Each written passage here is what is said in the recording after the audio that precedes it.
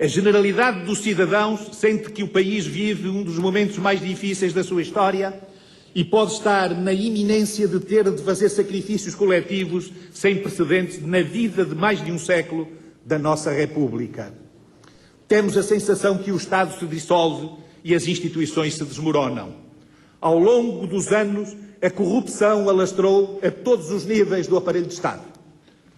Pessoas houve que acumularam fortunas gigantescas no exercício exclusivo das mais altas funções públicas, durante anos, à vista de toda a gente, sem que aparentemente ninguém se apercebesse ou se incomodasse com isso.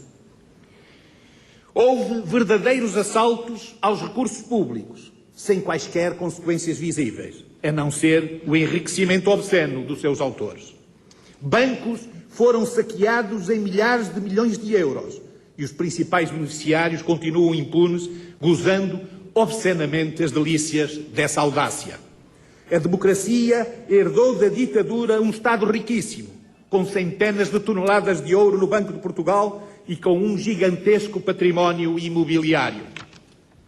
O país recebeu, desde meados dos anos 80, avultados recursos financeiros da Europa que se traduziram em milhares e milhares de milhões de euros. Porém, tudo isso desapareceu na voragem de um novo riquismo consumista, sem paralelo na nossa história, ou então em negócios público-privados fomentados por redes de interesses obscuros.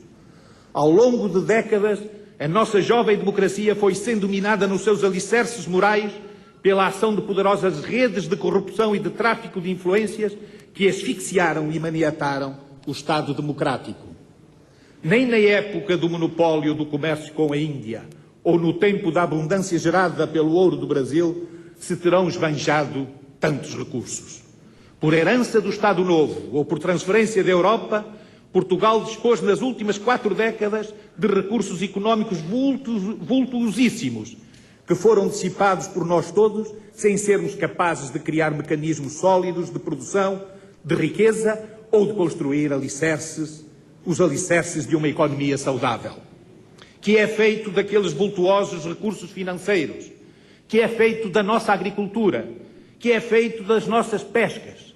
Que é feito da antiga excelência das nossas universidades? Parece que tudo se dissipou de repente. As universidades públicas mercantilizaram-se e já não preparam adequadamente os jovens para as necessidades da economia e da sociedade. Só lhes interessa o dinheiro das propinas ou das elevadas prestações que cobram aos estudantes. Por isso, vendem cursos, vendem licenciaturas, vendem diplomas e graus académicos. Muitos licenciados parecem analfabetos quando confrontados com as necessidades de um mercado cada vez mais exigente. Durante muitos anos, senti orgulho em pertencer a uma geração que lutou com coragem contra a ditadura e ajudou a construir a democracia com entusiasmo. Foram tempos de confiança no futuro e de esperança num país que todos queríamos mais próspero e mais digno. Confiança e esperança que ingenuamente transmitia às minhas filhas, até que, subitamente, acordamos em sobressalto desse sonho. Afinal, a realidade era um pesadelo.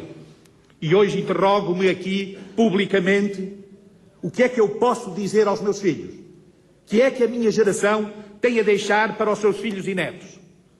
Desemprego, pobreza, precariedade, desigualdades e dívidas. Muitas dívidas para eles pagarem por aquilo que nós gastamos. Mais de metade de todo o IRS cobrado aos portugueses é para pagar os juros da dívida do Estado. Praticamente todas as semanas o Estado tem de pedir dinheiro emprestado para fazer face às suas despesas. Já estamos a pedir empréstimos para pagar dívidas. Fizeram-se parcerias público-privadas em que os prejuízos são sempre para a parte pública e os lucros escandalosos quase sempre para a parte privada. O Estado utiliza todos os meios, incluindo os menos ortodoxos, para contornar as regras da contabilidade pública e já estendeu esses métodos às próprias autarquias através das célebres empresas municipais. O país e o povo empobrecem, enquanto outros enriquecem escandalosamente.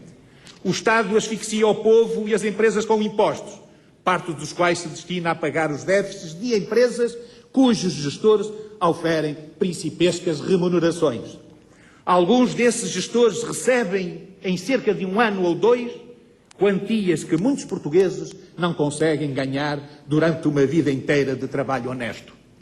Mas são os impostos e as taxas destes últimos que, em muitos casos, irão pagar as obscenas remunerações daqueles. Os portugueses suportam das mais pesadas incidências de impostos, mas mesmo assim têm de pagar elevadas taxas quando precisam recorrer à justiça, circular nas autoestradas, frequentar as universidades do Estado ou mesmo tratar-se nos hospitais públicos. O índice de atraso económico e social de um país não se mede tanto pelos baixos salários que paga aos seus trabalhadores, mas sim pelos enormes vencimentos com que remunera as suas elites, nomeadamente os gestores das empresas do Estado. Mas seja qual for o critério, Portugal é sem dúvida um dos países mais atrasados, pois aqui praticam-se algumas das mais baixas e algumas das mais altas remunerações do mundo. A situação do país atingiu tal ponto que hoje todos temos de reconhecer publicamente esta evidência. As nossas elites falharam e conduziram o país à beira do caos económico e financeiro.